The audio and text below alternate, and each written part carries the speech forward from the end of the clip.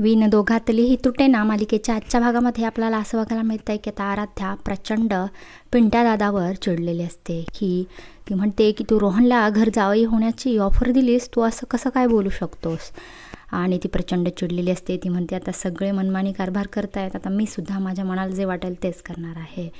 त्यानंतर ती एक चिठ्ठी लिहिते आहे पिंट्या दादासाठी आणि त्यात लिहिते आहे की मी माझ्या रोहनकडे चाललेली आहे, जोपर्यंत तुम्हाला तुमची चूक समजत नाही तोपर्यंत मी घरी परत येणार नाही. आणि आराध्या बॅग भरते आहे आणि ती सरळ रोहनच्या घरी पोचते आहे.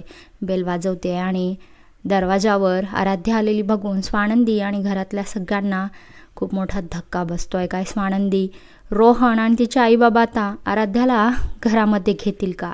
आराध्या म्हणते की मी माझ्या घरच्यांना अद्दल घडवल्याशिवाय या घरातून पुन्हा परत जाणार नाही. मी लग्न करेन तर फक्त रोहनशीच.